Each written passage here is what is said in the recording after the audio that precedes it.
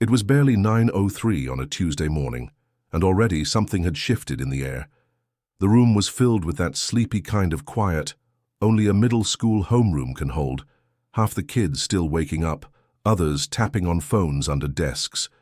The hum of fluorescent lights above, desks in perfect rows, backpacks flopped open like lazy mouths.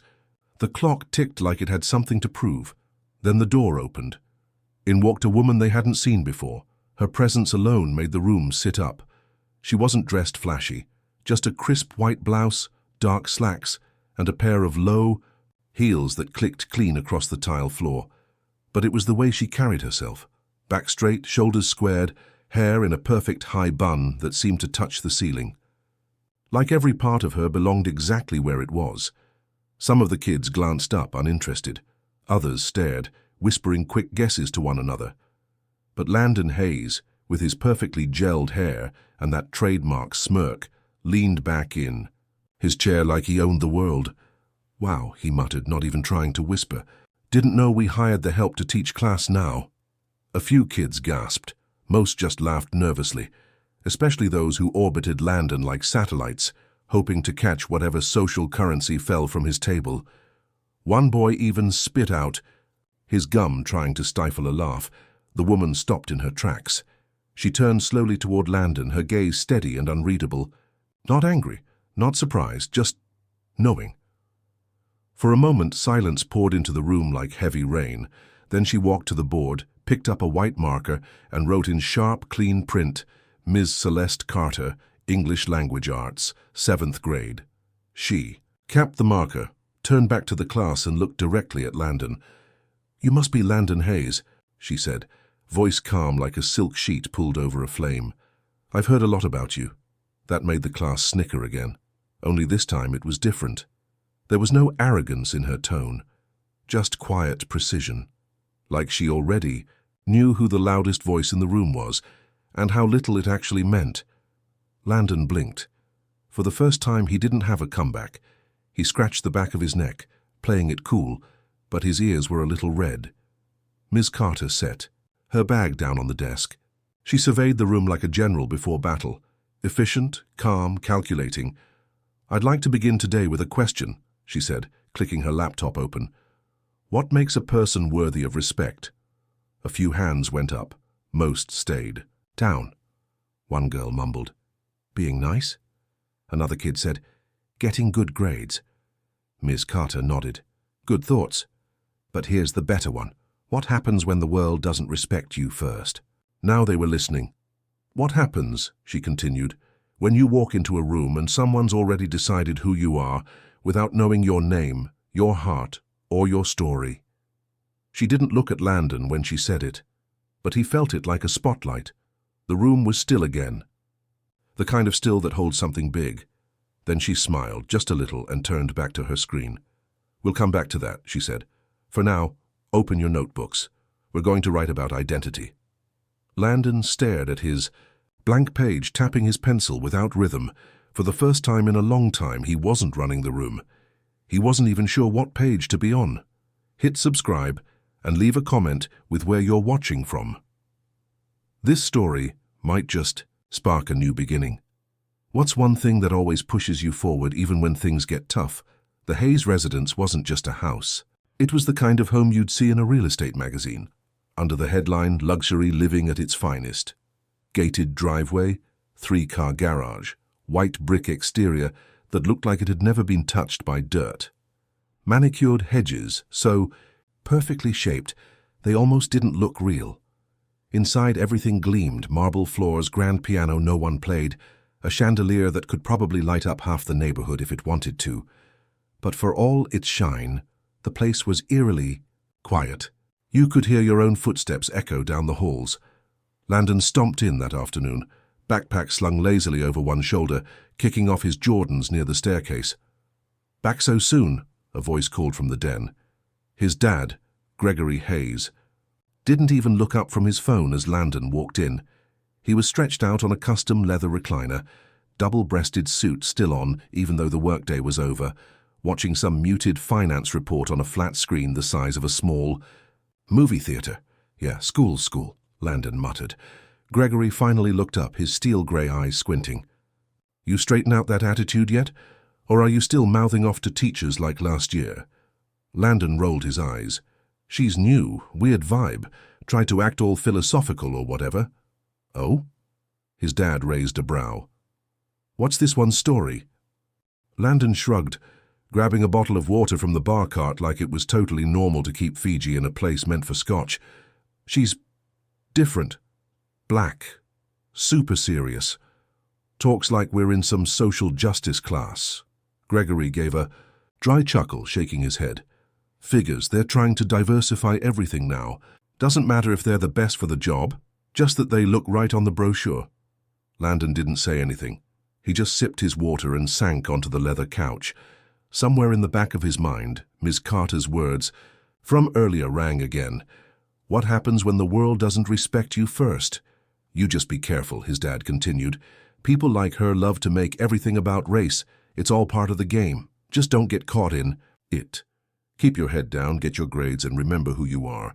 You come from a legacy." Landon had heard that word before, legacy. His dad used it like a trophy, like being born into money made you bulletproof. But Landon didn't feel bulletproof. He felt itchy, uncomfortable, like the air didn't sit right in his lungs. Upstairs, Landon's room was basically a teenage dream. 75-inch TV, gaming chair, 2 monitors glowing neon, shoe collection along one wall, posters of NFL stars and rap icons on another. Everything curated, everything perfect.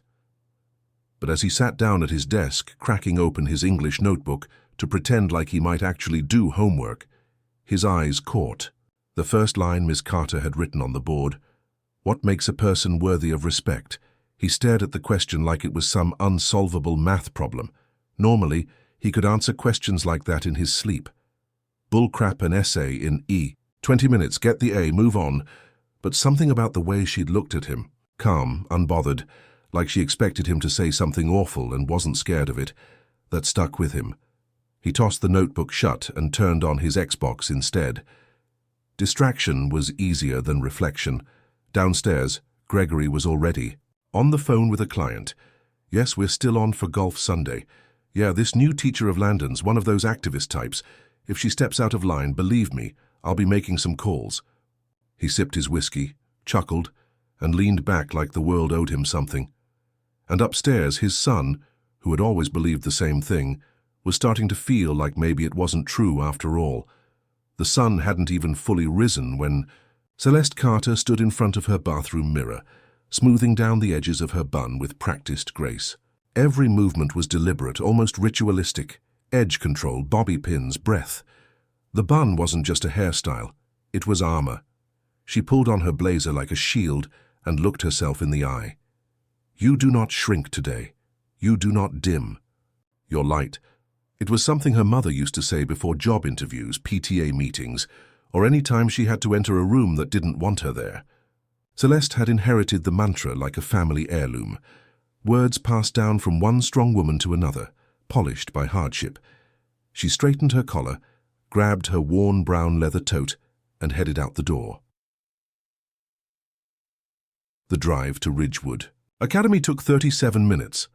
37 minutes from her modest apartment in a neighborhood filled with kids playing in front yards and faded murals on brick walls, to a campus with its own golf carts and a building named after a hedge. Fund CEO, she'd taught in a lot of schools, but none like this. She passed by Teslas and Range Rovers, lined up in the student drop-off lane. Girls with blowouts and Lululemon leggings, boys with fresh Yeezys and Rolex watches they couldn't even pronounce yet. And then there was her, Ms. Carter, 36, teacher, survivor, soft-spoken when she wanted to be, razor-sharp when she needed to be. She'd only been officially hired 2 weeks before the school year started, a last-minute placement.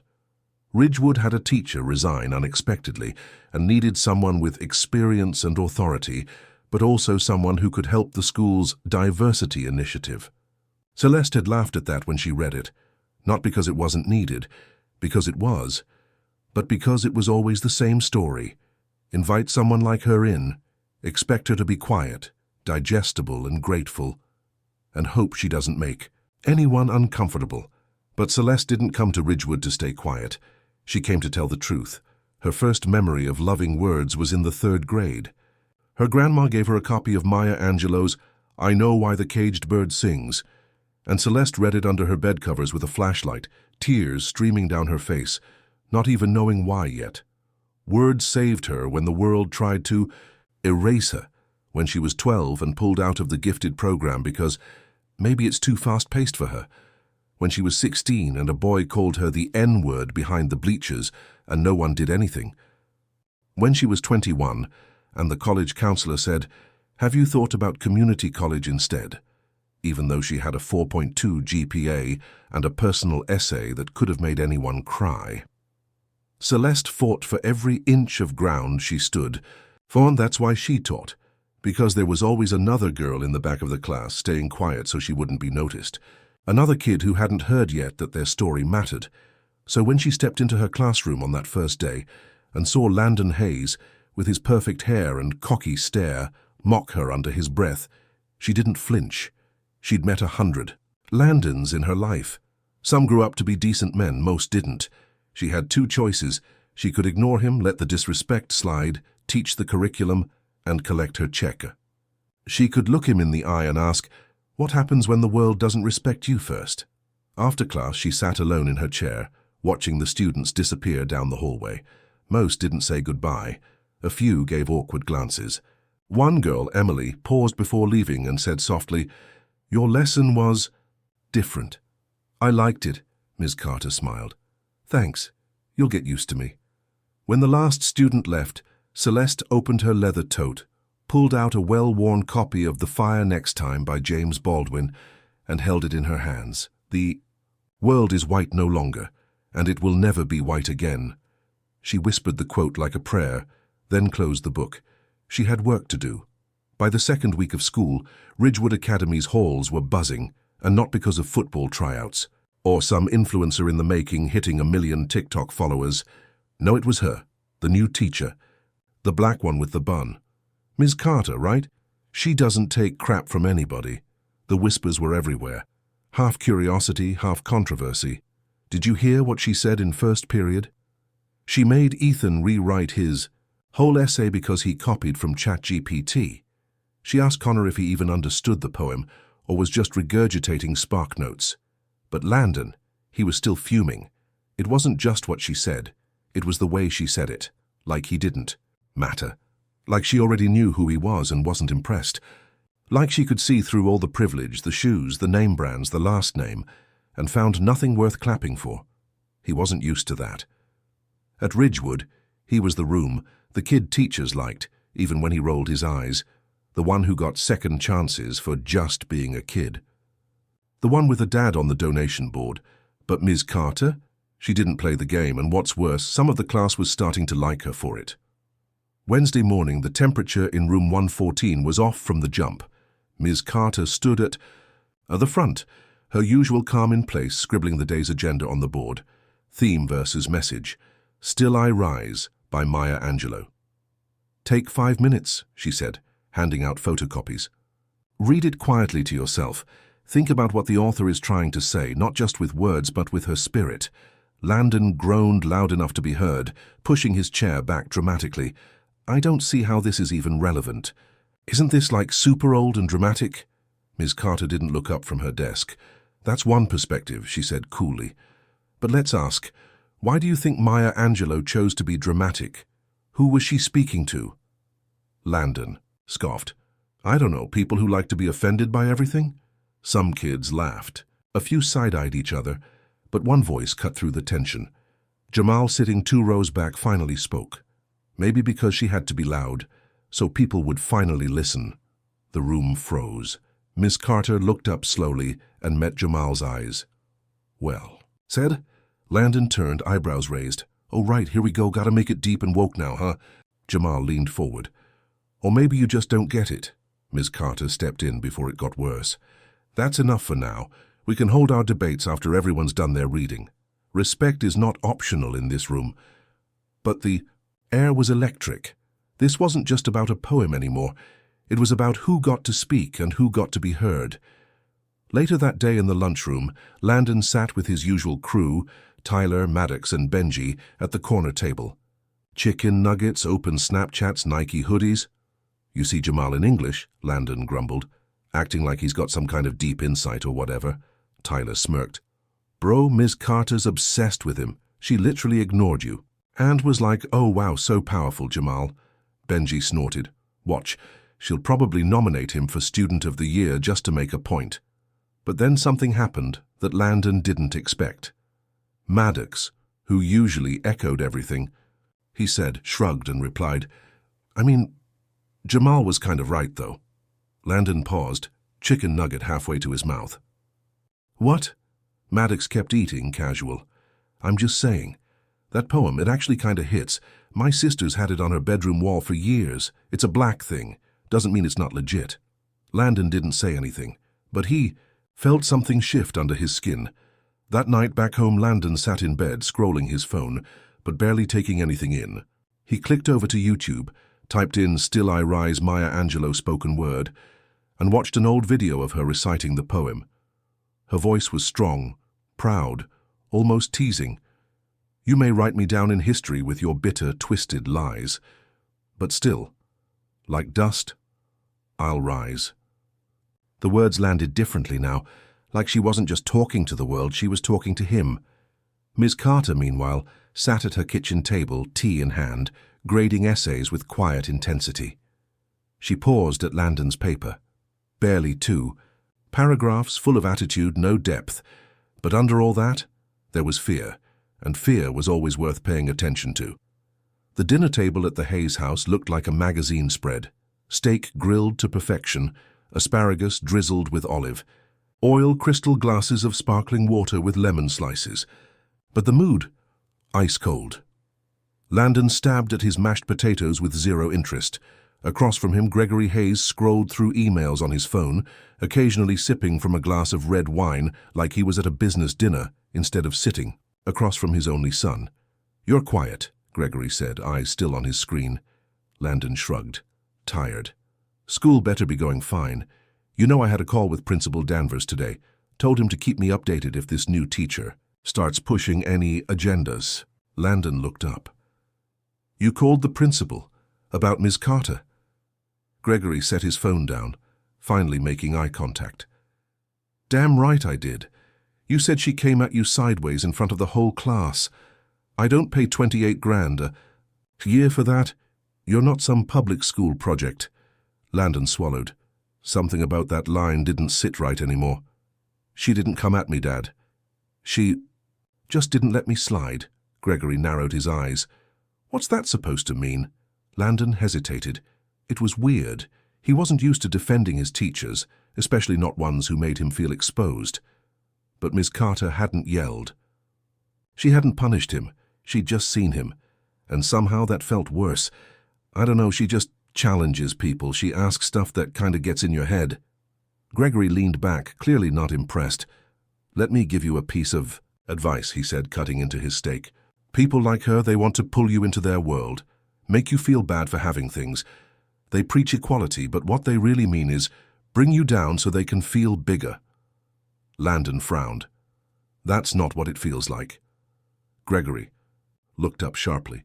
You think you know more than me now? I didn't say that. You think I built everything we have by sitting around talking about feelings and truth? No. I built it by being better. And if you want to stay on top, you better learn that fast. Landon said nothing. The mashed potatoes on his plate blurred as his eyes locked on the middle distance, because for the first time in his life, better didn't feel like enough. The next day in class, Ms. Carter was different too. Not in a big way, but she was watching Landon now. Not suspicious, not soft either. Just present. As if she knew a storm was coming, and she wanted to see what kind of man the boy in front of her would be when it hit. That morning's topic, tone and subtext in spoken word poetry. The class watched a live performance of a poem called My Skin by a young black artist who looked barely older than they were. His voice cracked at parts, but not from weakness, from honesty. The class was silent when it ended. Miss Carter asked, What did you hear beneath the words? A hand went up, then another. Even kids who barely spoke had thoughts. Then, surprisingly, Landon's hand lifted slowly. Ms. Carter nodded. "Go ahead." He cleared his throat.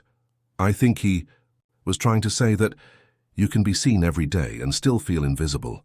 That people don't look at you, they look through you, or worse, they just see what they want." A pause. Jamal looked over at him, eyebrows raised. Ms. Carter smiled softly. "That's insightful, Landon." "Thank you."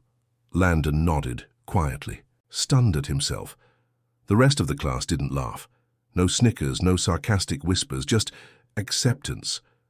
For the first time he realized he didn't have to perform to be heard. He just had to be honest. That night, Landon sat at his desk and stared at the essay prompt Ms. Carter had handed out. "Write about a time you saw the world differently than before." His pencil hovered over the page. There were 1,000 things he could fake. A made-up story, a cliched family vacation moment, something about sports, but instead he wrote, "I used to think respect came from power, from being above people. But lately I've started to think real power might come from listening, from knowing you don't know everything." He paused, heart racing. Then, beneath it, he added, "This is probably not what you want to hear from me, but it's real, so I'm turning it in." Elsewhere, Ms. Carter flipped through essays late into the night, tea gone cold. When she reached Landon's, she paused, read, reread, and smiled, just a little. The armor was cracking, and beneath it, there was a real boy. The email hit Principal Danvers' inbox at 7:41 a.m. on a Friday. Subject: Concerns regarding new faculty. Member from Gregory Hayes, Gregory Hayes @ hayescapital.com. To Principal Danvers, CC, Board of Directors, Superintendent Kim, Ridgewood Legal Dept. Danvers rubbed his temples before he even clicked it. He knew the name. Everybody at Ridgewood did. When your family name was engraved on the new athletic complex, your voice echoed a little louder in the halls, even if it came through an email with passive-aggressive punctuation. He read the message twice, jaw tightening. With every sentence, "I'm reaching out with growing concerns about the ideological tone being set in Miss Carter's 7th grade English class. Multiple students, including my son, have reported feeling targeted. A class environment focused more on activism than academics. We must ensure Ridgewood remains a place of balanced, objective learning, not indoctrination." Danvers leaned back in his chair, eyes closed.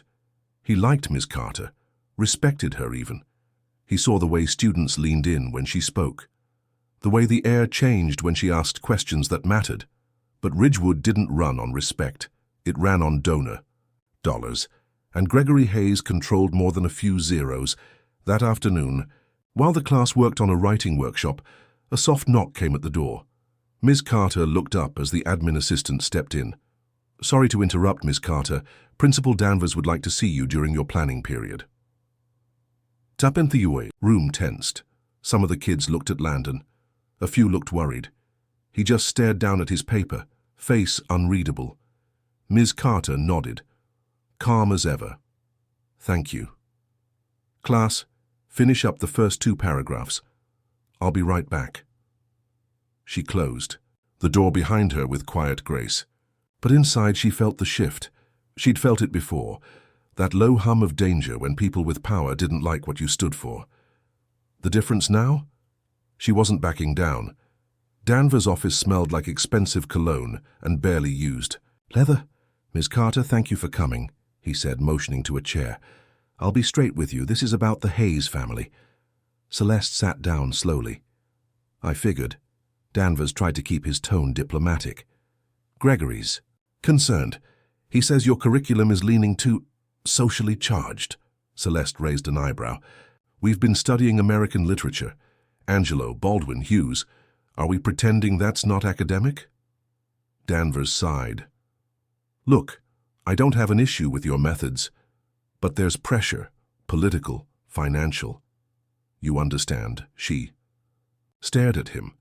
"I understand exactly. Maybe just pull back a little, tone it down. Avoid topics that could be viewed as divisive. Celeste stood, slow and deliberate. You hired me to teach, not to make rich men feel comfortable. Danvers blinked. Miss Carter, let me ask you something, she said, voice cool as glass. If I were white, would this conversation be happening? Silence, and that was answer enough. Back in room 114, the bell rang. Students began packing up, but the energy was all wrong. Jamal glanced over at Landon. What's going on, man? Your dad really trying to get her fired or something? Landon looked up, defensive. I didn't ask him to do that.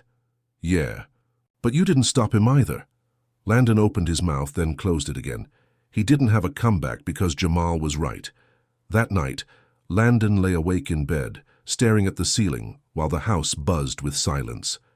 His dad had mentioned casually at dinner, "You won't have to deal with that woman much longer." Like it was a done deal, like firing a teacher was just crossing off a name on a golf club waitlist. But Landon didn't feel victorious. He felt ashamed.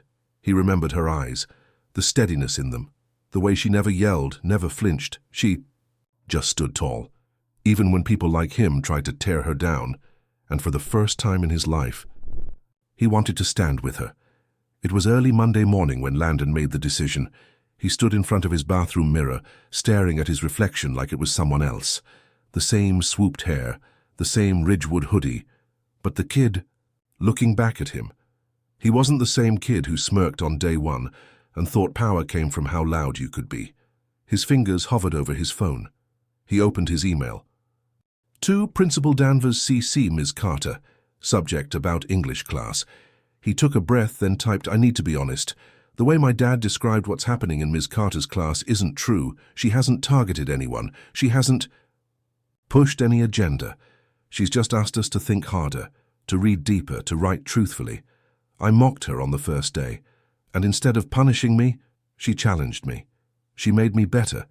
If that's a problem for this school, maybe the problem isn't her. He stared at it for a long moment, then, without another thought, send. It felt like letting go of a boulder he'd been carrying since the semester started. By third period, word had spread. Jamal gave him a look from across the hallway that said, All right then. Let's see what you're really about, Emily mouthed. Did you really email the principal? Landon just nodded once and kept walking. Room 114 was quieter than usual, a tension that hummed just below the surface. Miss Carter stood at the front of the class, still as ever, expression unreadable. She glanced at Landon when he walked in, held his gaze just a beat longer than usual. Thank you. It was unspoken, but it landed. 15 minutes into class, the intercom crackled. Miss Carter, please report to the main office. She paused, jaw tightening ever so slightly. The class shifted in their seats. Landon froze. She picked up her lesson binder and headed for the door. Before she left, she turned back, voice calm but steady. Keep reading. Chapter 3. Mark anywhere the author makes a shift in tone. And then, she was gone. In the office, Principal Danvers sat at his desk, looking like he'd aged a year since Friday. He tapped the corner of a printed email, Landon's email. I assume you've seen this, he said. Celeste nodded. I read it this morning. Danvers sighed. This complicates things. No, she said, voice firm. It clarifies them. There. Was a long pause. Danvers leaned back, almost defeated. The board is split. Gregory Hayes is furious. He wants you gone by end of week. And what do you want? She asked. Danvers looked at her, and for once he told the truth. I want teachers like you to stay, but I don't know how to protect you. Celeste stood. Don't protect me. Just stand up with me. Back in class, the door opened again, and the energy snapped to attention. But it wasn't Ms. Carter. It was Ms. Flores, the assistant principal. She stepped to the front of the class with a forced smile. Hi, everyone. Ms. Carter will be out for the rest of the day. I'll be covering this period. Landon felt the floor tilt beneath him. He looked at Jamal. Jamal looked back. Something was happening. At lunch, Landon didn't sit at his usual table.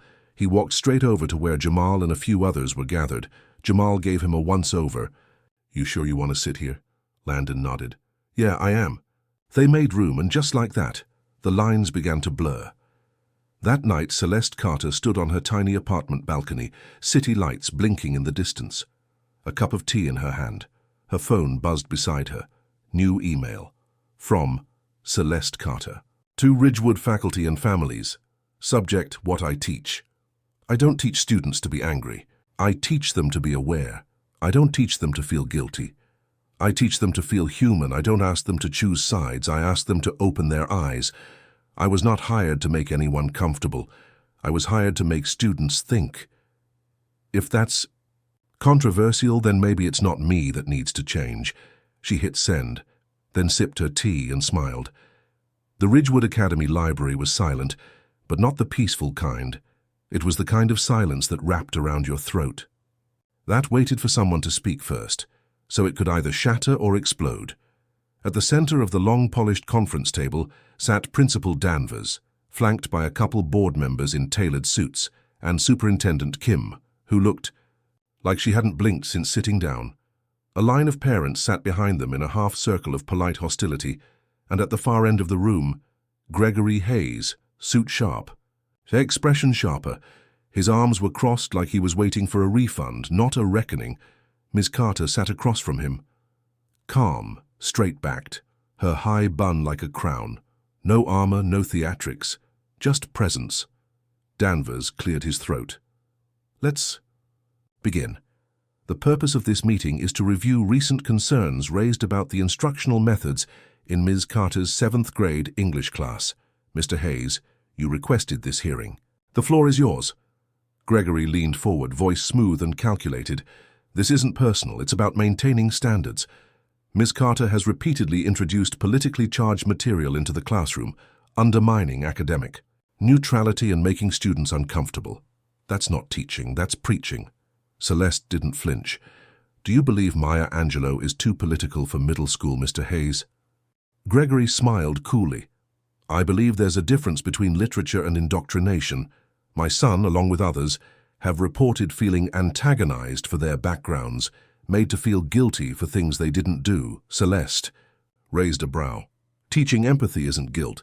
Teaching history isn't hate. Danvers shifted nervously. Before he could speak, Superintendent Kim leaned forward. We received an email from a student. Your son, Mr. Hayes. Would you like me to read it aloud?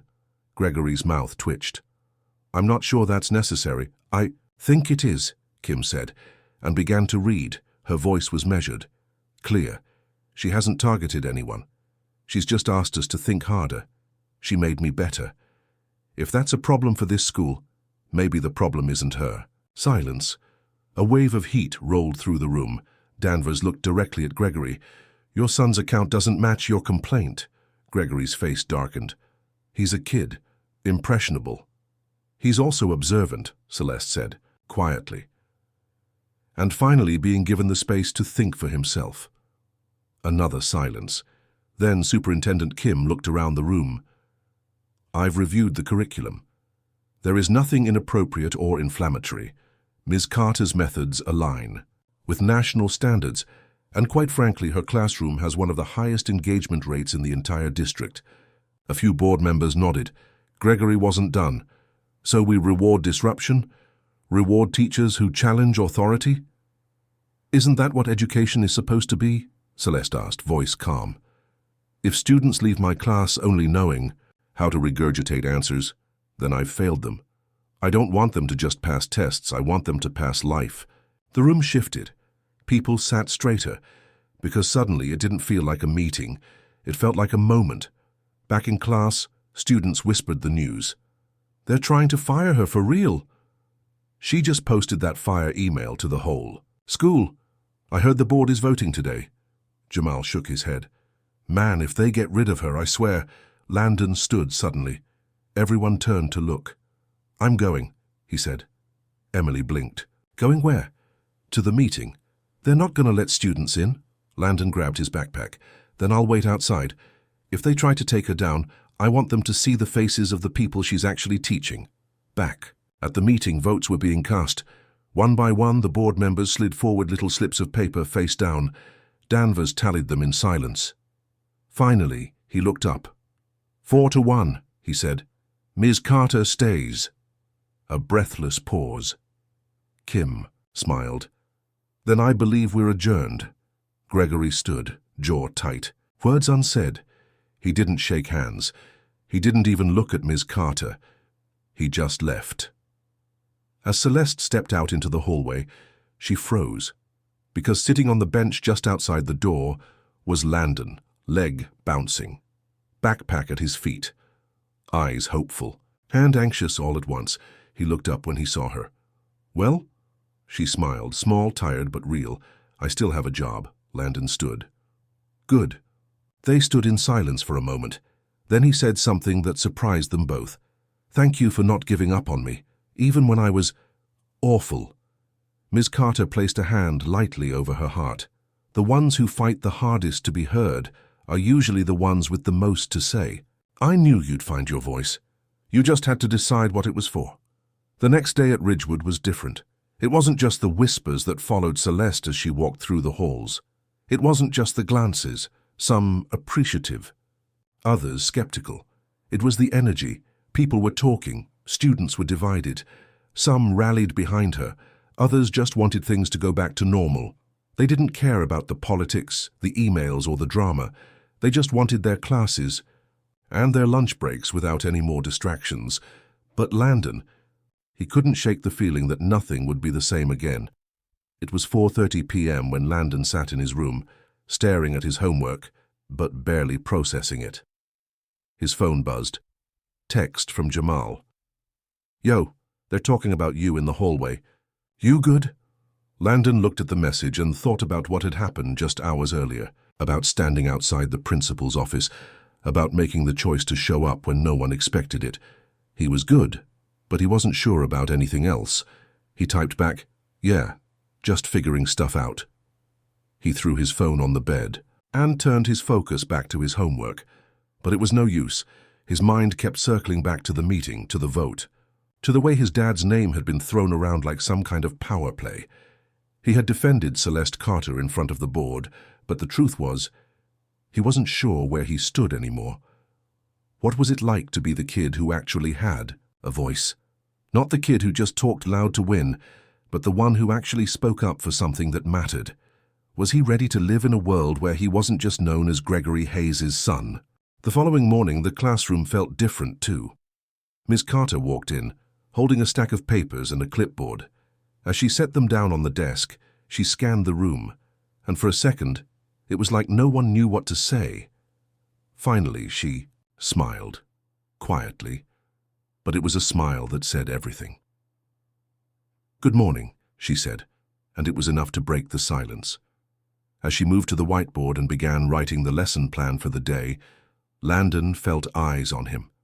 Jamal gave him a quick thumbs up, but Landon barely responded. He couldn't stop thinking about the meeting. "Today," Celeste began, turning back to the class, "we're going to read a short story by Toni Morrison. We'll talk about it afterward. Just remember, this isn't about what you think I want to hear. It's about what you think you believe." She paused.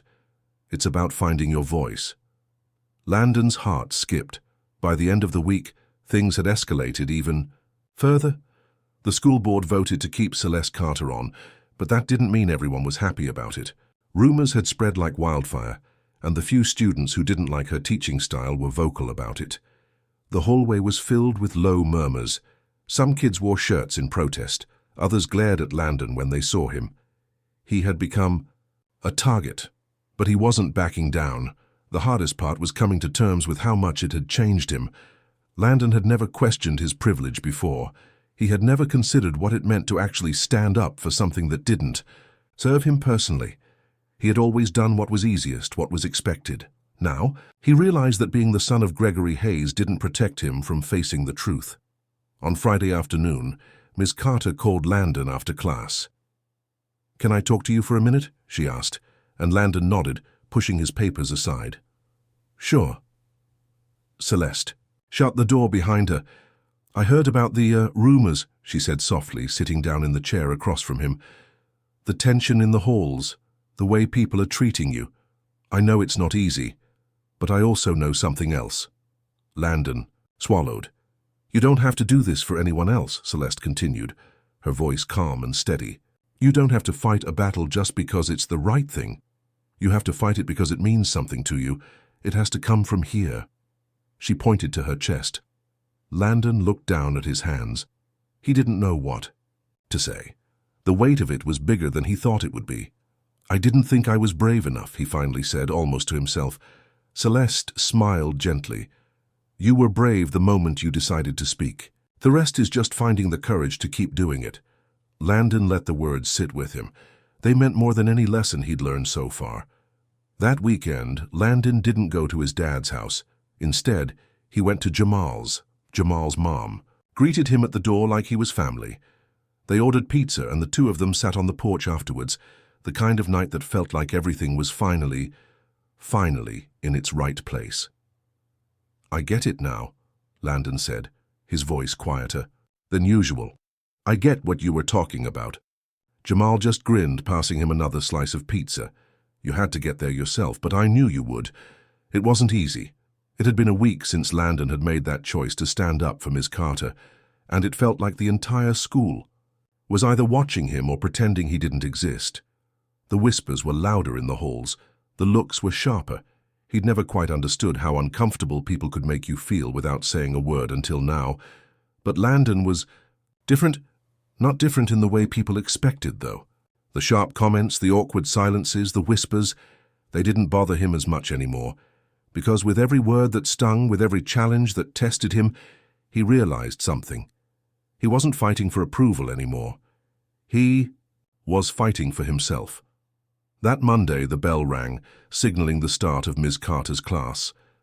Landon was already sitting at his desk, his backpack slung over his chair. The other students filled in around him, some in groups, some in silence.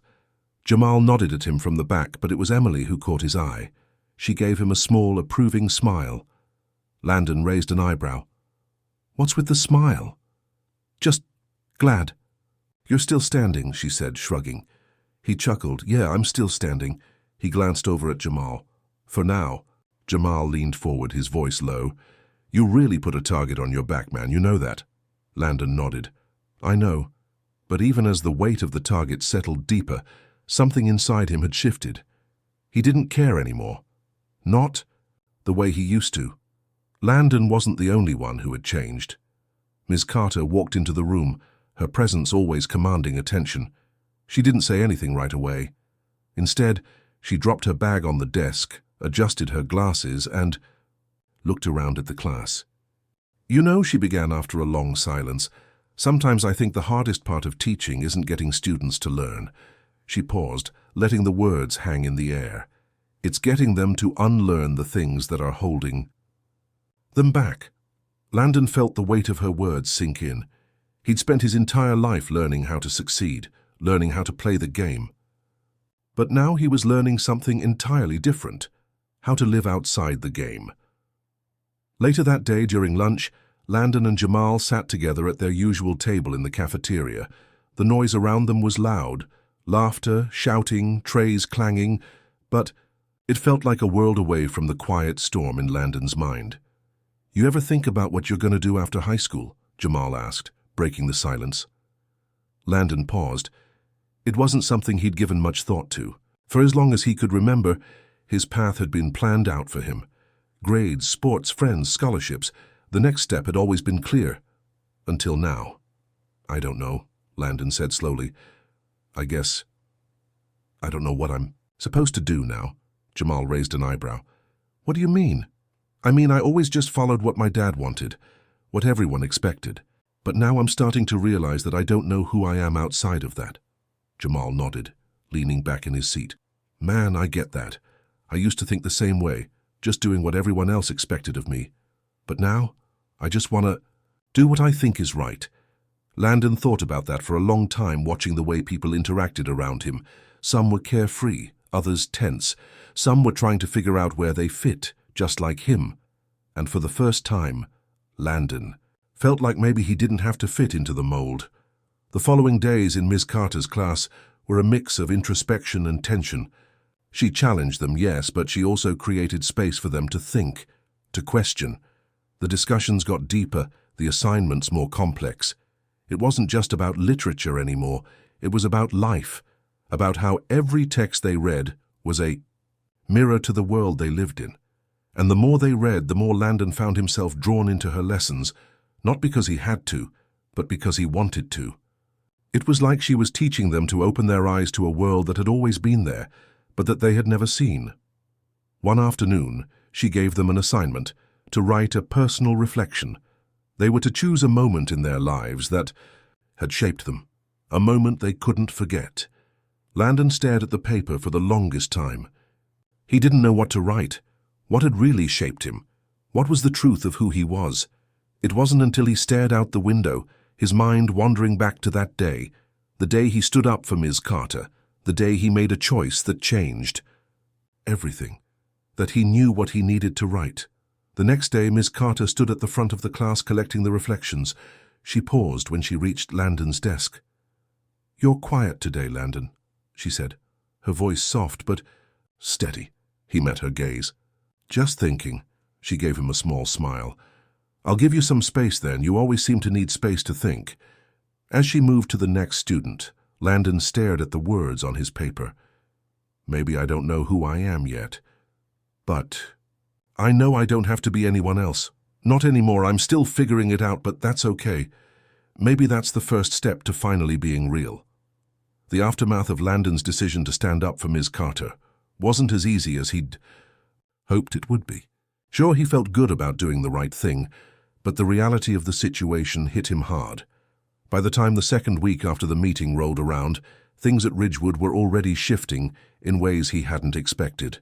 The whispers in the halls were no longer just about Celeste's teaching style. Now they were about him. His dad's name was being thrown around even more, and there were murmurs about what it meant for the school's reputation. But Landon didn't care. At least that's what he told himself. The hardest part wasn't the whispers or the stares. It wasn't even the low comments from students who didn't understand why he'd supported Ms. Carter. No, the hardest part was his father's reaction. Gregory. Hayes had never been one to shy away from a confrontation, and this time it was personal. Landon had been dreading the moment when he would finally have to face his father after everything that had happened. It came on Friday night, when he came home to a cold, silent house. His mother was out with friends, so it was just him and Gregory at the dinner table. Gregory didn't even look up from his phone when Landon sat down. "You know, your school's been the talk of the town this week," Gregory finally said, his voice measured but laced with tension. Landon didn't respond immediately. He wasn't sure how to say what he needed to. Instead, he picked at his food, avoiding his father's gaze. "You embarrass me, Landon," Gregory continued, voice low and controlled. "By defending that woman in front of the entire school board, you made a statement. You made it look like I can't control you." Landon's heart pounded. "I didn't do it for you," he said, finally looking up. "I did it because it was the right thing." Gregory's eyes narrowed. "The right thing? You've been hanging around her too much, kid. She's brainwashing you. You think you're standing up for her, but all you're doing is throwing away your future." Landon felt a sharp pang in his chest. The words cut deeper than he expected. "I don't want the future you've planned for me," he said, trying to steady his voice. "I want to figure out my own path, for once." Gregory slammed his fist on the table, the sound making Landon flinch. "You don't get it, do you? You think this is about your future, but it's about our family. It's about reputation, about what people think of us." "No, it's about me," Landon shot back, feeling a wave of frustration rise. "It's about who I am, not who you want me to be." The silence between them felt thick enough to cut with a knife. Gregory's face was red with anger, but Landon could see the flicker of hurt in his eyes too. "You're still my son, Landon," Gregory said, his voice quieter now. "But I don't know who you are anymore." Landon swallowed hard.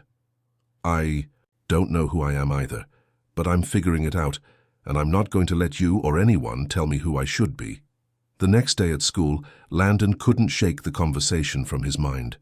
The weight of his father's disapproval was crushing, but it also gave him a strange kind of clarity.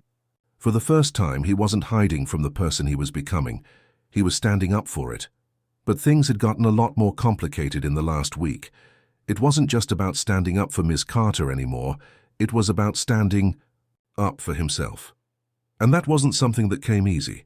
In Ms. Carter's class, Landon found himself more engaged than ever before. They were reading a play by Lorraine Hansberry, and the themes of identity and belonging hit Landon in a way he hadn't expected. The characters' struggles to define themselves in a world that constantly tried to define them felt too familiar. He wrote in his journal that day, "I don't think I was ever really living for myself. I've been living for everyone else, my dad, my friends, my school. But who am I when I'm just me?" Landon paused, the weight of the question settling in his chest. It wasn't a question he had an easy answer to, but he knew one thing for sure: the journey was only just beginning.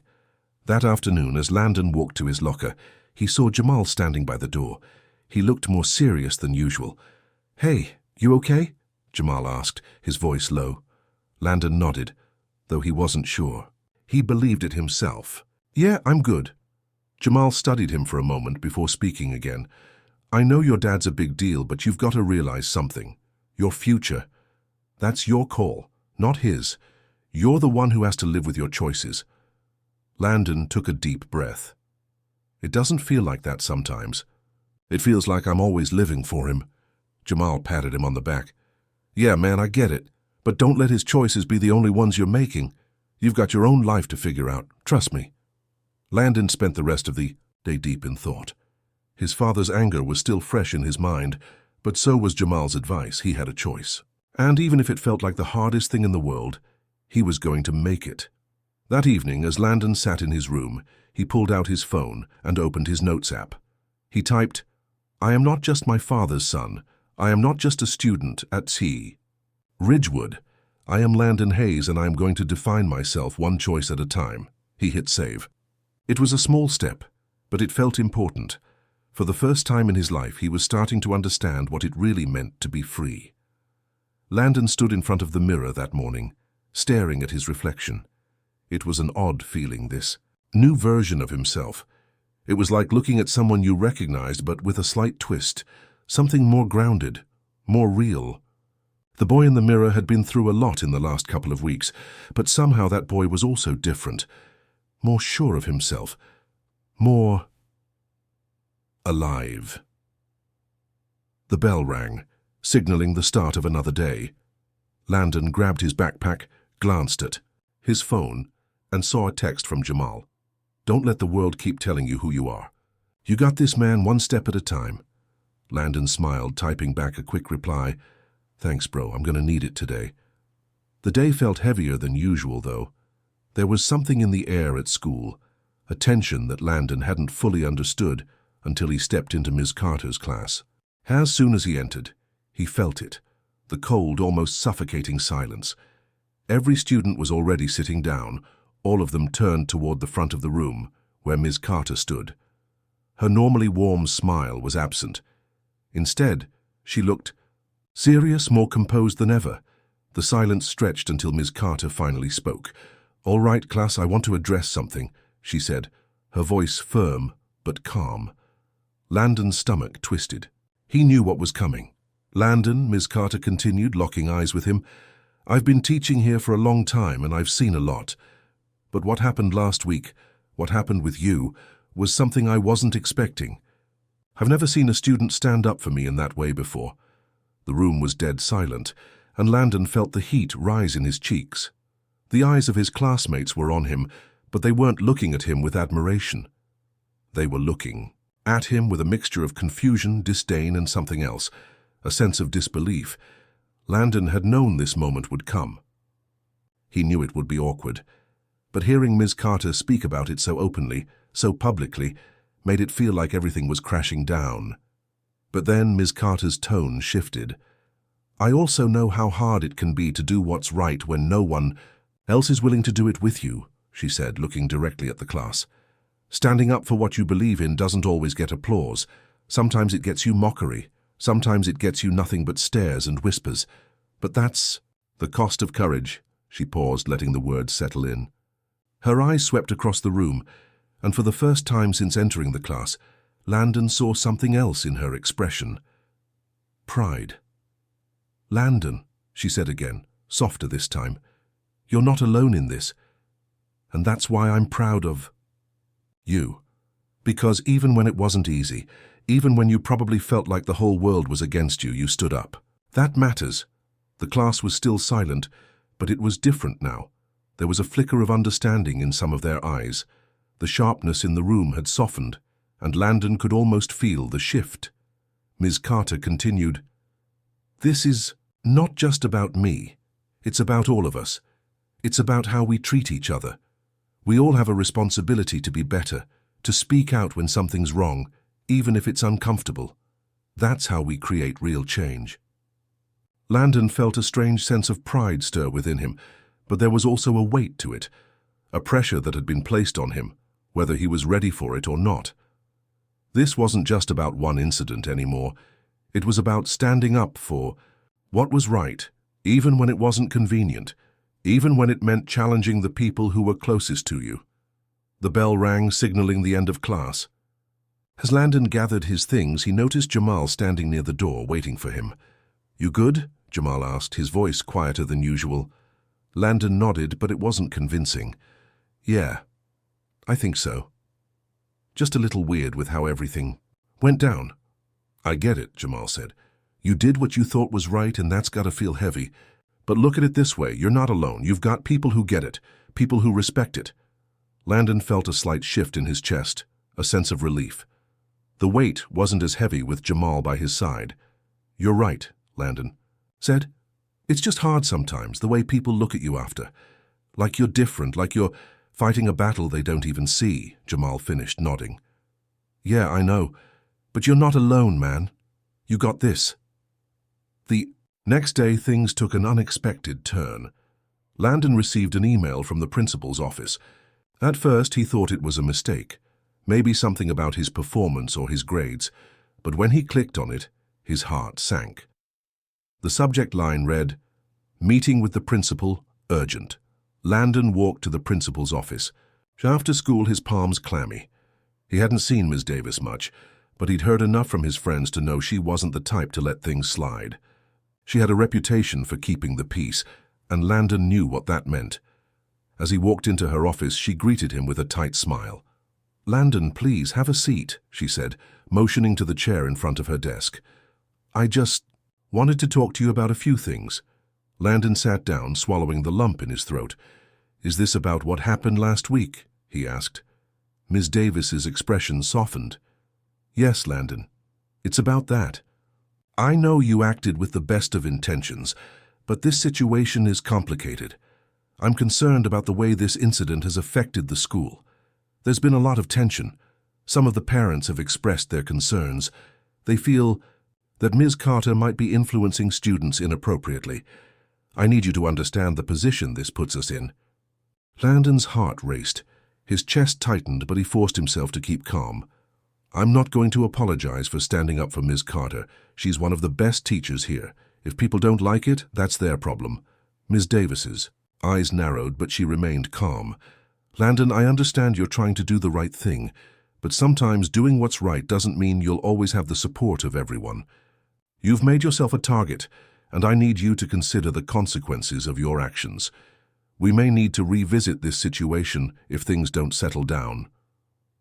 Landon could feel his anger rising, but he took a deep breath, standing his ground. "I know what I did, and I stand by it." Ms. Davis sighed, leaning back in her chair. "I hope you're prepared for the challenges ahead." Landon woke up with the weight of yesterday's meeting still pressing on his chest. The words Principal Davis had said echoed in his mind. "You've made yourself a target." He couldn't shake the feeling that something was about to go terribly wrong. There was no way to turn back now. The day at school felt like walking on eggshells. The whispers from his classmates were louder than ever. But they weren't just about Ms. Carter anymore. They were about him. The looks, the hushed conversations, the awkward silences, everything had shifted. His entire school experience had become a game of navigating around tension. Landon had spent years fitting into the life his father had planned for him, and now it felt like his whole world was unraveling. Every decision he made seemed to have an effect far beyond what he could control, and it wasn't just the students. His teachers, too, had started looking at him differently. Some were more distant, avoiding eye contact or only offering terse smiles. Others seemed sympathetic, but Landon couldn't tell if it was genuine concern or just a sense of awkwardness. That afternoon, Landon found himself sitting in Miss Carter's class once more, trying to focus on the lesson. The discussion was about an African-American poet, Langston Hughes, whose work was filled with themes of defiance and hope. Miss Carter's voice was steady, but Landon noticed her eyes constantly flicking over to him as if waiting for something. Waiting for him to speak. She paused, and for the first time Landon felt like all eyes were on him. The whole class turned to him, waiting for him to make the next move, as if his courage was now being tested in front of the entire room. Miss Carter didn't break the silence. She just watched him, her face unreadable. Landon's palms were sweaty. The pressure was unbearable. He took a deep breath.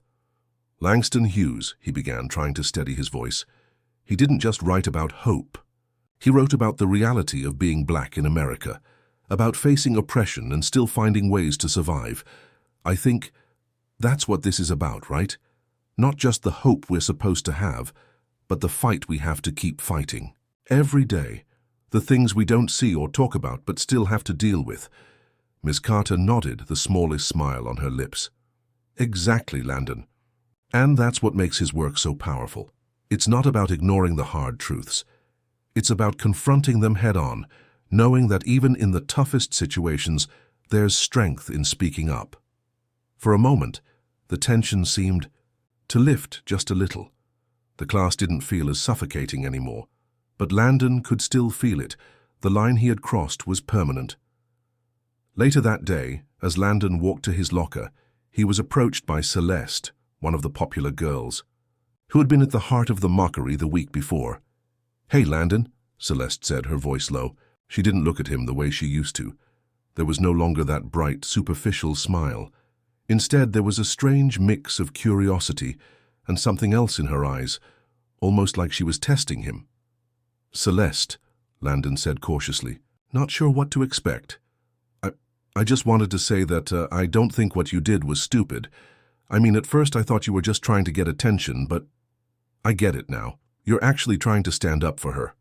Landon blinked, taken aback. Celeste had always been part of the crowd that mocked Miss Carter. She was the one who had made the snide comments, who had rolled her eyes in the back of the room. He hadn't expected any kind of apology or even acknowledgement from her. Thanks, I guess," Landon said, unsure of how to respond. "It's not about attention, it's about doing what's right." Celeste hesitated, her fingers tapping against the side of her phone. "Yeah, well, a lot of people think you messed up, but maybe not everyone." Landon didn't know what to say to that. He wasn't sure if this was her way of trying to be friendly or if she was just trying to figure out where she stood. "I just think," Celeste continued, "that sometimes you can't change how people think. You can only do what you know is right." Landon studied her for a moment, still unsure. Celeste was never one to speak like this. She was always the first to gossip, to throw shade. But today, something about her seemed different. Maybe she wasn't just trying to manipulate him after all. "Thanks for saying that," Landon finally replied. "It means more than you know." After school, Landon found himself back at home. The silence in the house was almost suffocating. His mother was away, and his father hadn't returned from his meetings. It was just him and the lingering thoughts. That never seemed to go away. Landon's phone buzzed, and he saw it was a text from Jamal. "Yo, I heard what happened in class. Proud of you, man. I know it ain't easy, but you're doing what you gotta do. We're all watching and we're all with you." Landon smiled to himself, feeling a small sense of comfort. "Thanks, bro," he replied, though it didn't quite feel enough. He glanced at his reflection in the mirror again. This version of himself, this brave, defiant boy who was willing to stand up for what was right, felt so foreign. But in a way, he was beginning to accept him. This wasn't just about Miss Carter anymore. This was about him and the choices he was making. It was about finally realizing that his voice mattered, but the hardest part was still ahead of him. The battle was far from over, and it wasn't just about facing down his father or his classmates. It was about what he was willing to sacrifice to make sure he stayed true to himself. The tension in the school wasn't just between him and his peers, it was building inside him too. That night, as he lay in bed, Landon thought about the crossroads he was facing. There were so many choices before him, and not all of them were easy. His future, everything he'd worked for, seemed like it was hanging in the balance. His father's expectations, his classmates' mockery, even his own doubts, they were all pulling him in different directions. But Landon knew something now. This wasn't just about standing up for Ms. Carter. This was about standing up for himself. The following morning, Landon woke up with an unsettling feeling in his stomach. He could already feel the weight of the day pressing down on him, heavy and relentless. The meeting at school had been set, the one with the school board, the one that would determine not just his relationship with Ms. Carter, but his entire future. His phone buzzed with a message from Jamal. "Bro, heard you got the meeting today.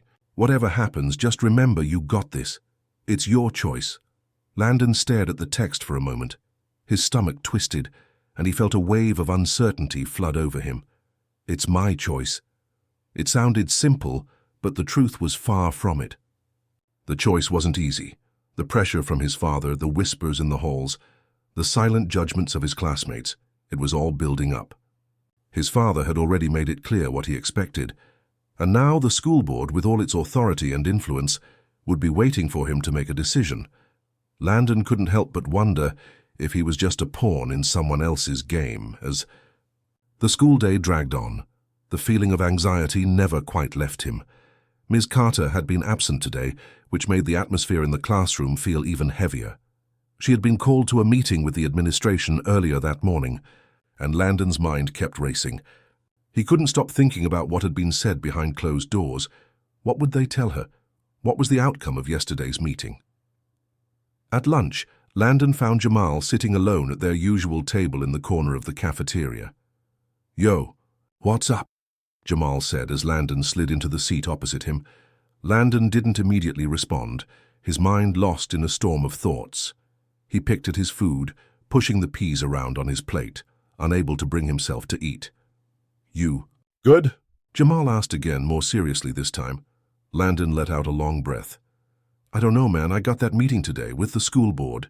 Jamal raised an eyebrow. "The one with Ms. Carter?" Landon nodded. "Yeah. They want to talk to me about my actions last week, the whole thing with her. They're saying I disrupted the school environment and caused unnecessary tension. My dad's already telling me to back down. He's threatening to pull me out of the school if I don't play along with their demands." Jamal frowned. "Your dad's got a lot to say about this, huh?" Landon clenched his fists under the table. "Yeah, he doesn't understand. He thinks this is about me making a scene. He doesn't get why I'm doing this, why it's important. I don't know if I can go back to the way things were, but it's like, if I don't go along with it, I lose everything. My dad, the high school, my future." Jamal shook his head. "Don't let them pressure you into making a choice you don't want. You gotta ask yourself, what's more important, what they want from you, or what you know is right?" Landon looked at him, the weight of Jamal's words sinking in. "I'm scared, man, scared of losing it all." Jamal met his gaze, his expression serious. "I get it, but think about it. Losing everything for the right reasons means you've got nothing to regret. But losing yourself, that's something you can't come back from."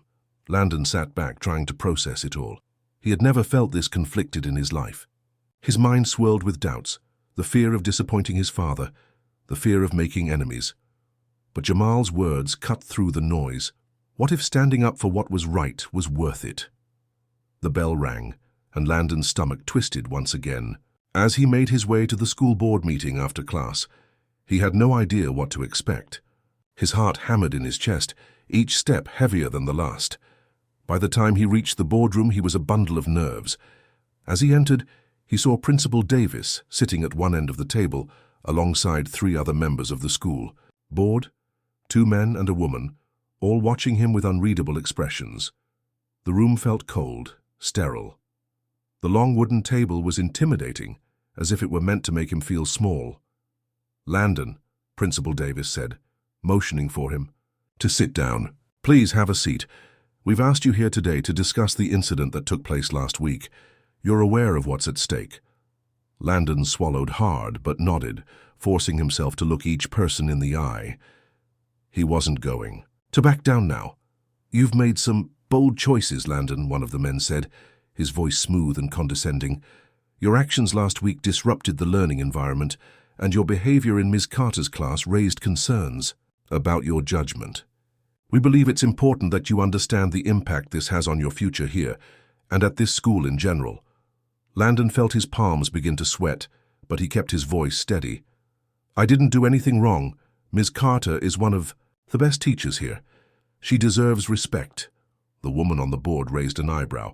"And you think that disrespecting your classmates, your father, and the rules of this school was justified?" "I wasn't disrespecting anyone," Landon replied, his voice growing more confident. "I stood up for what was right. If people don't like it, that's their problem. I wasn't going to sit back and let her get attacked for no reason, Principal." Davis interjected. "Landon, we understand that you acted out of a sense of justice, but this has escalated beyond what anyone expected. We want to know where you stand. Are you willing to apologize and move forward, or will you continue to challenge the authority of this school?" Landon's breath hitched in his chest. This was the moment. He could apologize, take the easier route and go back to the life he knew. He could make his father proud. He could go back to being the perfect son. But then he thought of Miss Carter. He thought of how she had stood her ground, how she had never wavered. He thought of Jamal's words and how he had found the courage to stand up for her, even when everyone else stayed silent. "I'm not apologizing," Landon said, his voice firm. "I did what I thought was right and I stand by it.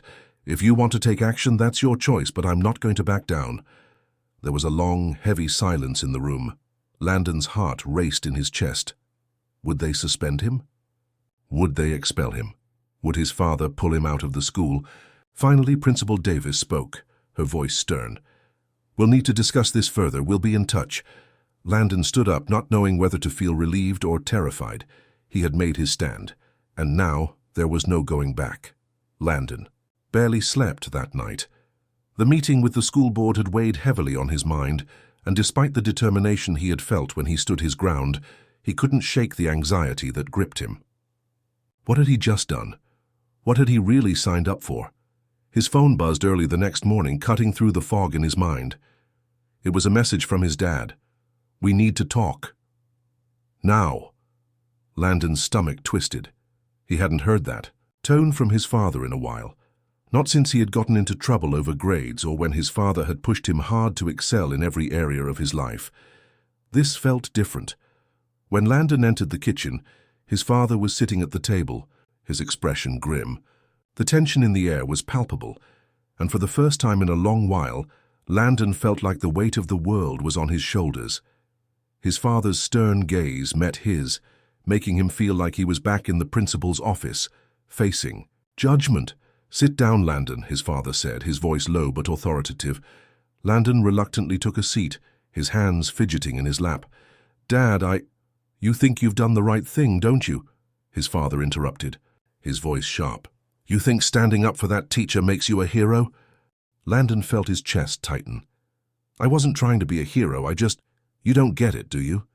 His father leaned forward, his fingers tapping on the table. "You've embarrassed me. You've embarrassed the family. The school is a place where you build a future, not where you throw it all away for some teacher you don't even know that well.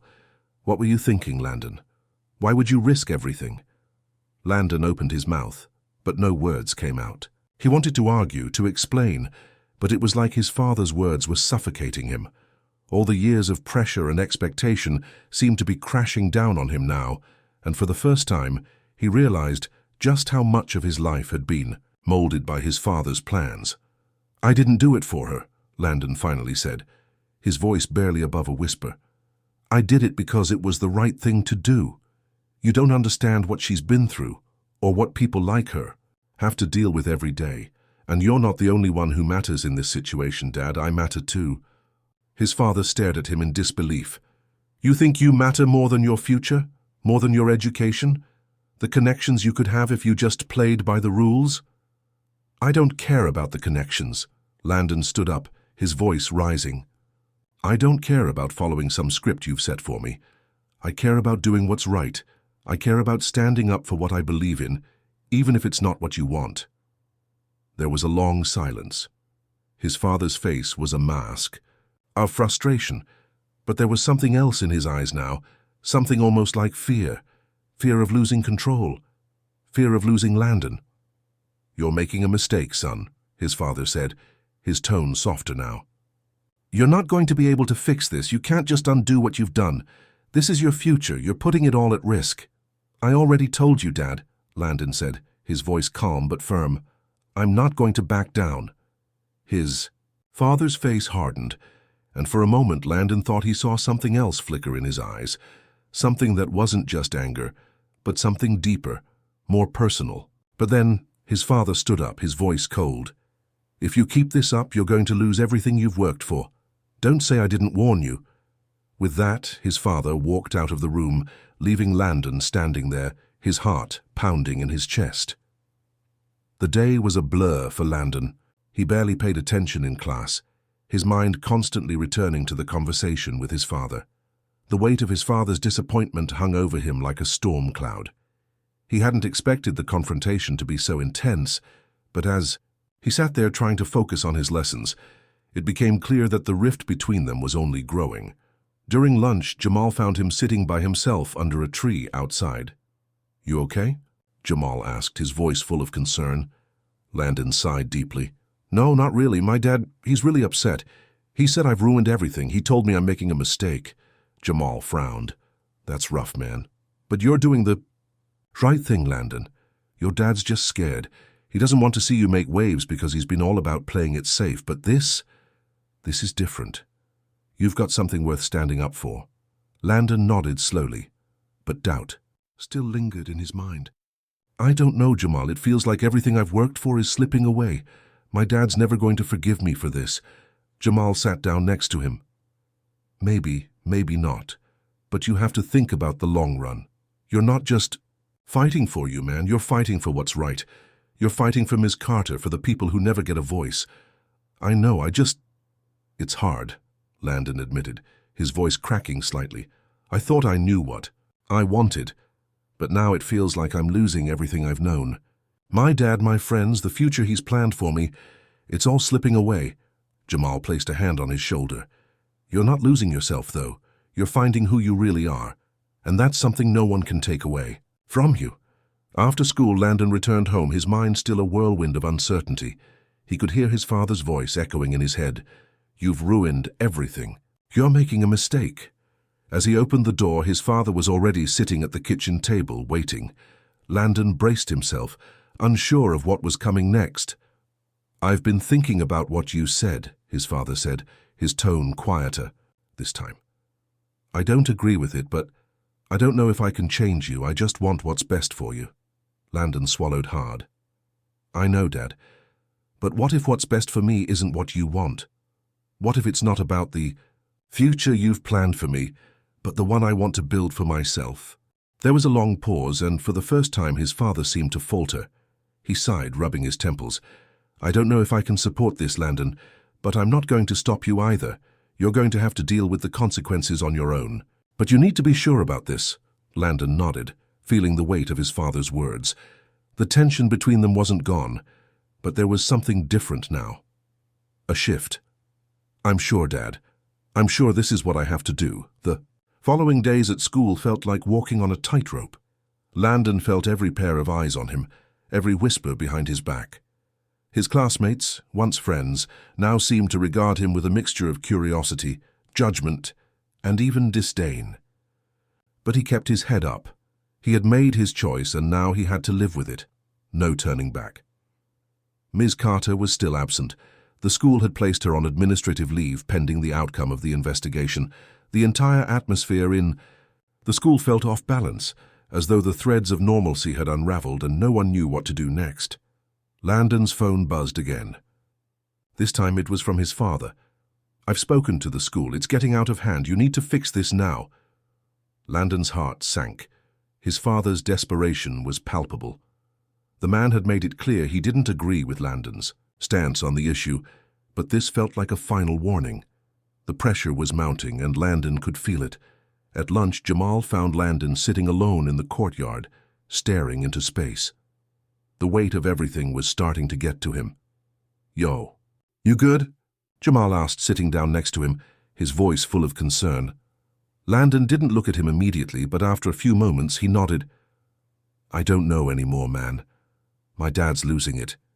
He wants me to apologize to the board, say it was all a misunderstanding, and fix everything before it gets worse." Jamal frowned, his eyes narrowing. "What do you want to do?" Landon let out a long sigh. "I don't know.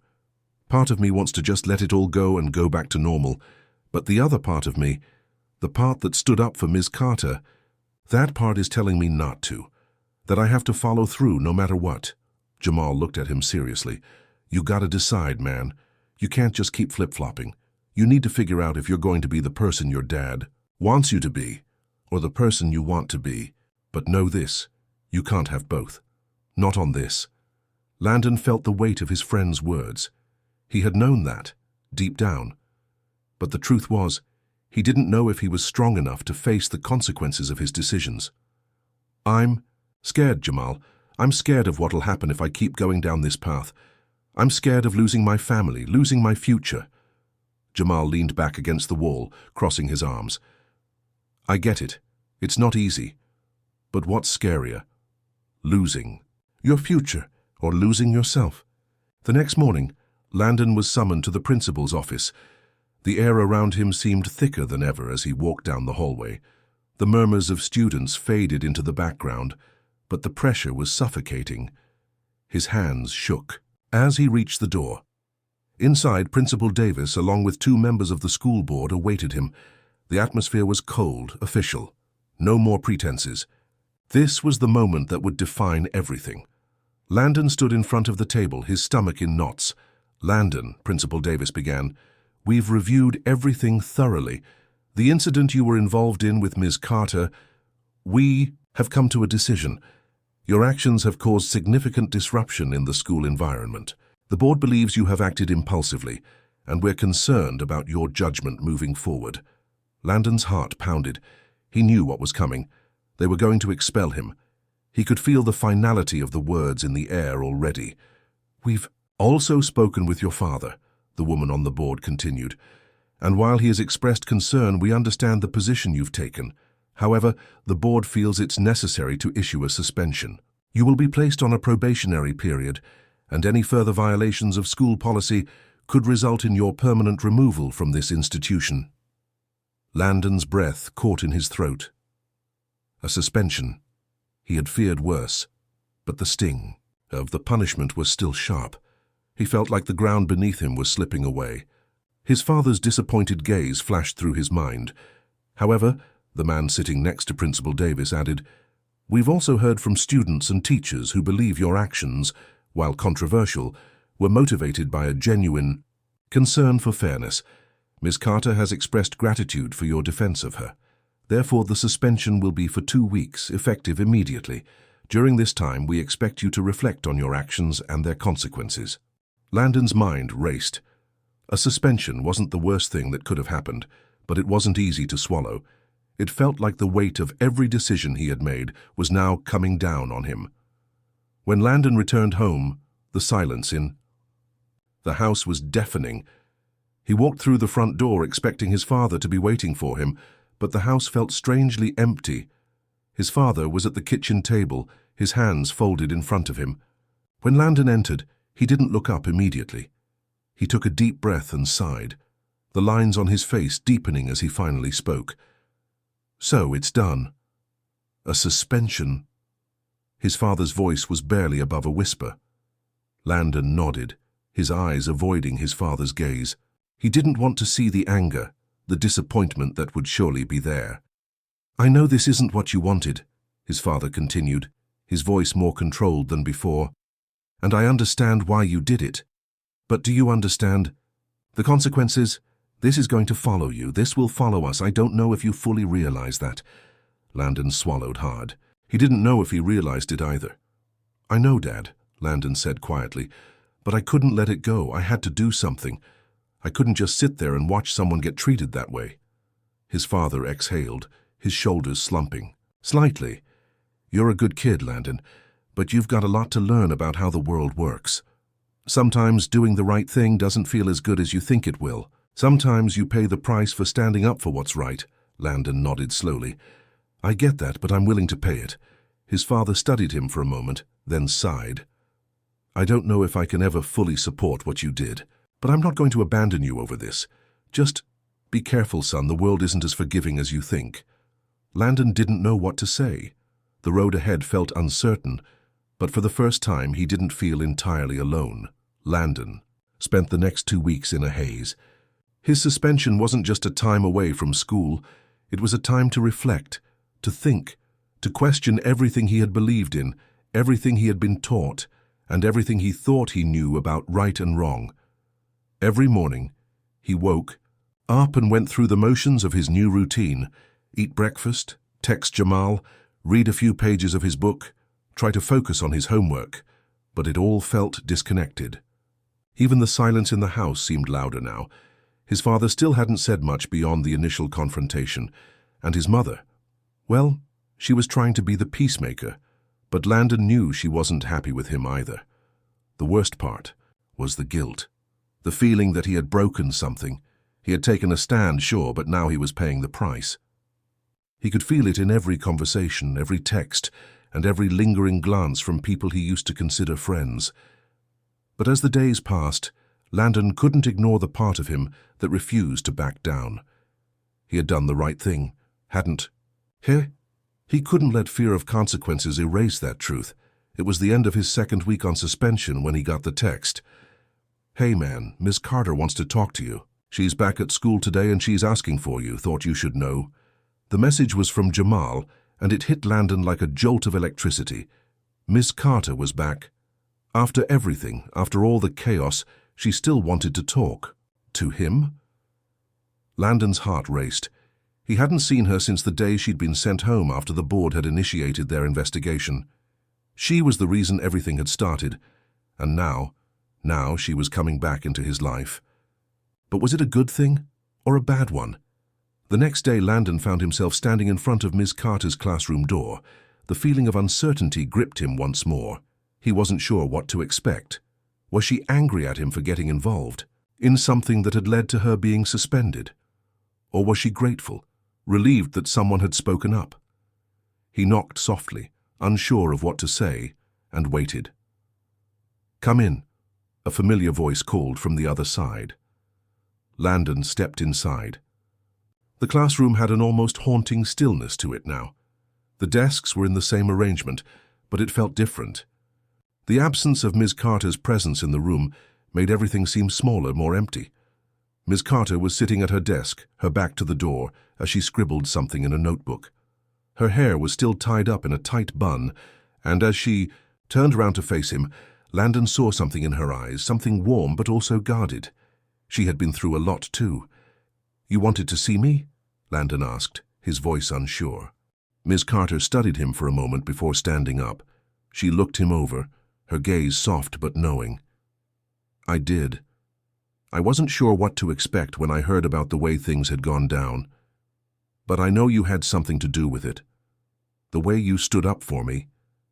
I didn't know what to think at first, but now I can see that it was the right thing to do. Landon swallowed.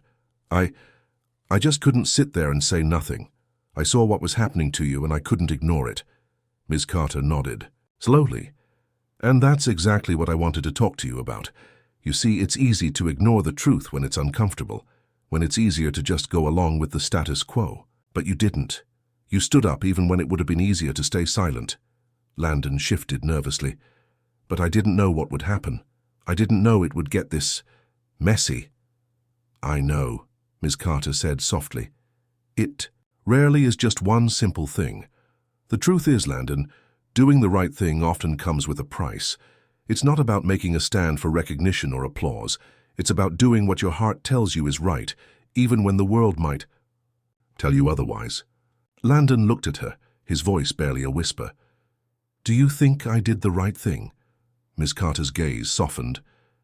I think you did. And I think you're going to keep doing the right thing, no matter how hard it gets. That's what people like you are meant to do. You've got a voice. You've got influence. Don't let that go to waste, Landon. Landon felt a rush of emotion flood through him. For the first time in a long time, he felt like someone truly understood him, not just as a student, not just as the rich kid in the class, but as a person. "Thank you," Landon said quietly. She smiled at him, a small but genuine smile. "No, thank you. You reminded me of something I forgot for a while, that not everyone is willing to stand up for what's right, and not everyone has the courage to do so. I'll never forget that." Landon nodded, his heart swelling with something he couldn't quite name. It was a mixture of relief and pride, but it was also something deeper, something more important. "I want to make things right, Miss Carter," Landon said, his voice full of resolve. "I want to do everything I can to make sure this doesn't just go away. I want to keep standing up for what's right no matter what." She placed a hand on his shoulder, her touch gentle but firm. "That's all anyone can ask for, Landon. Just make sure you keep doing it for the right reasons, and don't ever let anyone take that away from you." When Landon returned home that evening, he felt different, lighter. For the first time, since the whole ordeal had begun, he felt like maybe he was on the right path. There would still be consequences, he knew that. His father wasn't going to change overnight, and the board's decision was still looming, but he felt a small flame of hope flicker within him. Maybe the world wasn't as simple as his father had painted it. Maybe there was a place for people like him to fight for what was right, no matter how messy it got. The days after Landon's conversation with Ms. Carter felt like a turning point. Every morning, he woke up with a renewed sense of purpose. He knew the road ahead wouldn't be easy, but he also knew that he had to continue moving forward. At school, things had shifted again. Some students were openly supportive of him, while others, especially those from the more privileged circles, had begun to distance themselves. It wasn't just the school itself. It felt like Landon was on an entirely different path from his old friends. Their small talk felt superficial now, their interests mundane compared to the personal revolution he was experiencing. Jamal, however, remained by his side. "Man, I gotta admit, you're going through it," Jamal said one day, walking beside Landon to class. "But at least you've got the courage to stick to your guns. I respect that." Landon smiled weakly. "Yeah, but I don't know how much longer I can do this. My dad's still pressuring me to back down. I think he's ready to pull me out of this school if I keep it up." Jamal shook his head. "That sucks, bro, but you gotta do what you believe in. I don't think your dad's gonna understand, not yet, but it's your life. You can't let anyone tell you how to live it." Landon couldn't help but agree. But the tension with his father had grown more strained by the day. Every conversation seemed to circle back to the same issue, Landon's defiance in the face of his father's wishes. Even though his father had made it clear that he didn't agree with Landon's decision to speak up for Ms. Carter, there was an unspoken expectation that Landon would fall in line soon enough. But he couldn't. Landon's thoughts were interrupted as he arrived at Ms. Carter's classroom. She had invited him to join her for a chat after school, and he had no idea what to expect. When he walked in, Ms. Carter was standing by her desk, her arms folded, waiting for him. "You're here," she said with a soft smile, though her expression was serious. "Good. I wanted to talk about what happens next." Landon's stomach fluttered nervously. "What do you mean?" "I mean," she said, her voice calm but firm, "that I'm back at school, but things aren't over. Not for you. Not for me. We both know there's going to be fallout from all this. It's not just about the suspension, Landon. It's about what comes after that." Landon nodded, feeling the weight of her words. He hadn't truly thought about the future implications. "I get that. But what can I do? What can we do?" Ms. Carter leaned forward, resting her elbows on the desk.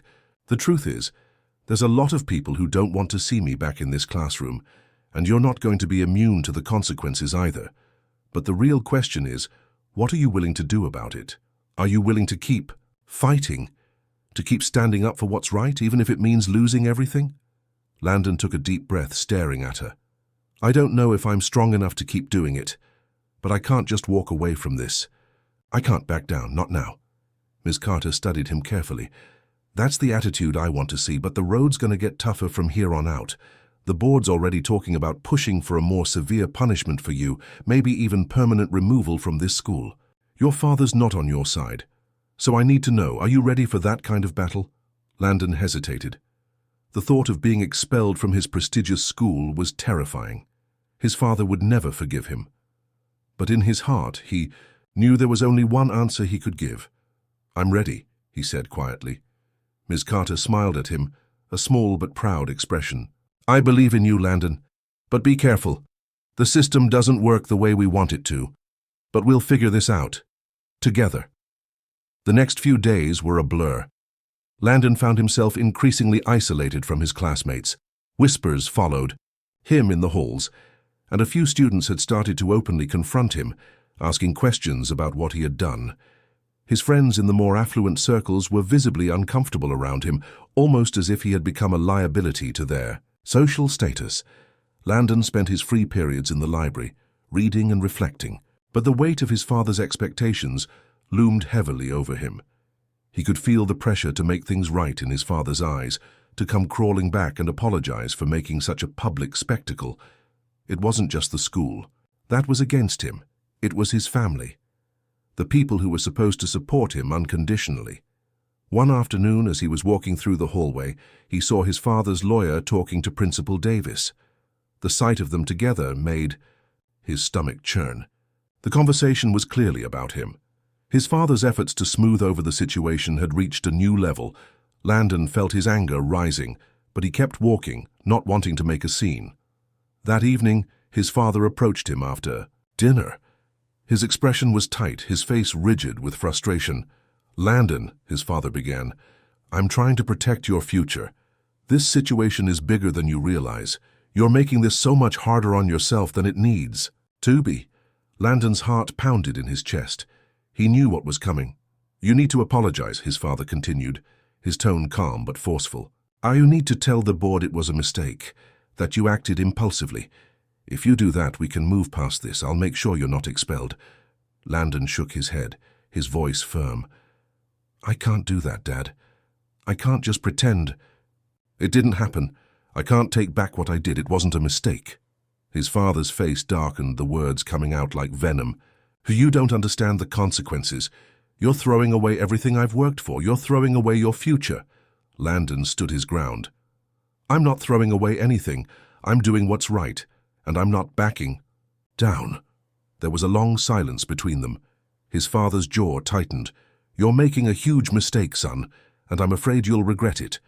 Landon felt his throat tighten, the weight of the moment pressing down on him. He had never felt more distant from his father.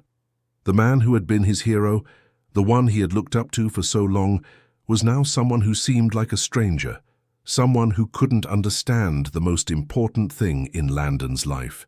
Right now. I'm sorry, Dad, Landon said quietly, his voice barely above a whisper, but I can't be what you want me to be. Landon couldn't shake the conversation he had with his father from his mind. The words were like a heavy weight, pressing down on his chest. You're throwing away your future. His father's voice echoed in his head, replaying over and over again. It felt like a warning, like a threat. But it wasn't just his father's words that haunted him. It was the realization that maybe he had been right all along. Maybe Landon was throwing it all away. He spent the entire night tossing and turning in bed, unable to find any peace. His father's disappointment, his mother's silence, and the quiet, judgmental glances from his classmates, they all tangled together in his mind, making him question everything. Was it worth it? Was standing up for what was right worth sacrificing the life he had always known? The next morning, Landon woke up late, feeling like he had barely slept. He made his way to school, his mind spinning with doubt. By the time he arrived at Ms. Carter's classroom, he was already running late. He hadn't had time to think, to prepare himself for whatever was coming next. But as soon as he entered the room, he felt a sense of calm wash over him. There, sitting at her desk, was Ms. Carter. She was reading through some papers, but when she saw him, she put them down and looked at him with an expression that was both kind and knowing. Landon, she said, her voice warm but tinged with concern. How are you doing? Landon hesitated for a moment before answering, his voice quieter than usual. I don't know. Everything feels off. I've been thinking a lot about what's going on with my family and this whole situation. And honestly, I don't know if I'm strong enough to keep fighting. Mrs. Carter studied him for a moment, before standing up and walking over to where he stood. She placed a hand gently on his shoulder. I get it. It's hard. But listen, the fact that you're even asking yourself these questions means you've already grown in ways you can't even see yet. The pressure is real, I won't lie to you. But that's exactly why you need to keep going. Landon let out a sigh, his frustration spilling over. But what if I lose everything? What if I end up just completely alone? I can't even talk to my dad anymore without feeling like he's just looking at me like I'm some kind of mistake. I thought standing up for what's right would feel good, but all it's done is make everything worse. Ms. Carter looked at him with understanding in her eyes. Landon, I've been there. You can't control how people respond. You can't control what they think of you or how they feel about your choices. But what you can control is who you choose to be, and you don't have to do it alone. Landon felt a lump form in his throat. I don't want to lose my family. I don't want to lose my future. I know, Miss Carter said softly, but sometimes fighting for the right thing means losing parts of your old life. It doesn't mean you've failed. It means you've grown. And that's never easy. It doesn't mean you've given up on your family or your future. It means you've chosen a future where your integrity and your values are stronger than anything else. Landon stood there for a long moment, processing her words. He didn't know what the future held, or if his father would ever understand, but in that moment, he realized something important. It wasn't about appeasing his father or fitting into the life he had been raised to lead. It was about finding his own voice, even if that meant standing alone for a while. Later that afternoon, Landon walked through the hallways, his mind made up. He had to go to the school board. He had to stand his ground, not just for Ms. Carter, but for himself. The more he thought about it, the more certain he became. He couldn't go back to the way things were. He couldn't pretend to be someone he wasn't. And if it meant losing everything, then so be it. As he made his way to the boardroom, his heart beat faster with every step. The decision was final now. He wasn't going to hide anymore. He was going to face whatever consequences came his way. When he entered the room, a few familiar faces turned to look at him, members of the school board, all stern and unfriendly. His father sat in the back, his eyes locked on Landon with an expression of barely contained frustration. The lawyer beside him shook his head, no doubt disapproving of Landon's presence. Landon took a deep breath and walked to the front of the room. The silence was thick, and the weight of the moment pressed down on him. For the first time in a long time, he felt completely exposed, like everything he had ever known was on the line. I'm here to talk about my suspension, he said, his voice clear but shaking. I know my father wants me to apologize, to say it was a mistake, but I'm not going to do that. The room remained silent. His father's face reddened in anger, but Landon kept his eyes forward, determined not to look away. I stood up for Ms. Carter because what happened wasn't right, Landon continued. And if I've learned anything from this, it's that sometimes doing what's right is harder than anything else. It's not about making friends or keeping things comfortable. It's about doing the right thing, even when it means making hard choices. So I'm not sorry for what I did, and I won't apologize. There was a long, tense silence before one of the board members spoke. You're making a grave mistake, Landon. You're risking everything for this. This stand you're taking. What you don't realize is that this could ruin your future. Landon's voice grew firmer. My future isn't about following rules that don't make sense. It's about choosing to be the kind of person I want to be, no matter the cost. His father stood up abruptly, his face contorted with fury. This is unacceptable. You're making a fool of yourself, Landon. Landon didn't flinch. He didn't care about the anger in his father's eyes anymore. Maybe I am, he said, his voice stronger now. But I'd rather be a fool for doing the right thing than a coward who stays silent. The room fell into an uncomfortable silence, the tension thick enough to cut with a knife. Landon's heart raced, but he stood tall, ready for whatever came next. It wasn't easy. It wasn't perfect. But for the first time in a long time, he felt like he was finally being true to himself. The final showdown. Will Landon's stand be enough to change the course of his life? Or will the pressure from his father and the school system break him? Stay tuned for the gripping conclusion.